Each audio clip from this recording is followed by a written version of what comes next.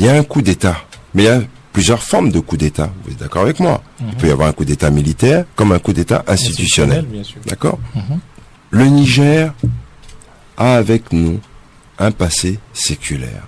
En plus, la plupart des marchandises de ce pays passent par le port de Cotonou.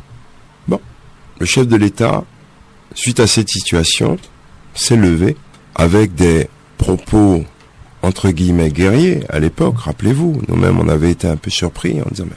Donc, face à cela, vous comprendrez si vous êtes à la place de nos frères nigériens qui se disent mais bon, on veut bien accepter les critiques, mais pas les critiques de quelqu'un qui lui-même vient de faire un coup d'État institutionnel chez lui pour pouvoir gagner l'élection en 2021. Peut-être qu'il a mal organisé les élections, peut-être qu'il a eu des problèmes avec l'élection présidentielle, mais ce n'est pas un coup d'État, je vous rectifie encore une fois. Je vous dis, il y a des coups d'État militaires et il y a des coups d'État institutionnels.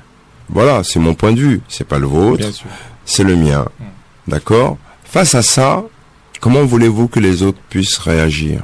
C'est ça. Est-ce que vous avez la légitimité pour pouvoir vous-même vous lever et demander le rétablissement, vous voyez, de l'ordre institutionnel? Quand quelques mois auparavant, votre police républicaine a tiré sur les populations à Kadjaou, quand on a embastillé des candidats à l'élection présidentielle pour terrorisme. Oui, mais Gano Soglo, est-ce que vous ne voyez pas que la junte militaire nigérienne exagère tout de même?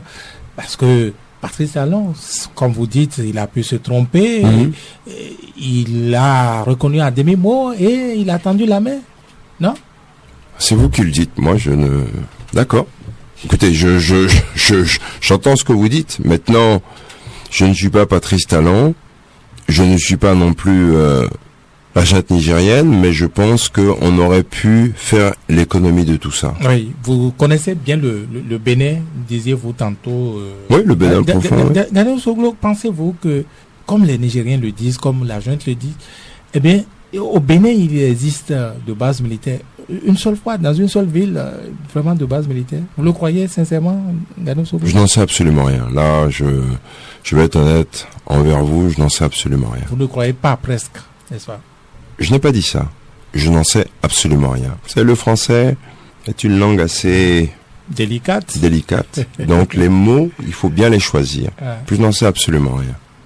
Mais, pour beaucoup, eh bien, ce qu'avance la junte, c'est juste pour punir Patrice Talon. Pour justement son attitude après ce coup d'État-là. D'accord.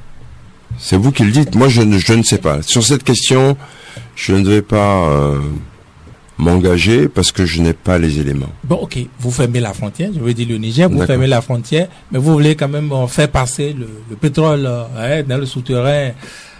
Cela ne s'entend pas, non? Il n'y a pas un problème? Les Nigériens ont des besoins financiers importants. C'est de cela dont il s'agit. Le Bénin passe certainement moins que le Niger, surtout avec la fermeture de la frontière. Oui, sûrement. Mais peut-être qu'il y a des dessous derrière ça. Peut-être ont-ils des craintes d'une déstabilisation. Voilà. Est-ce que c'est fondé? Parce que c'est justement ce qu'ils disent, mais est-ce que c'est fondé, vous trouvez? Je ne vais pas m'avancer sur ce sujet.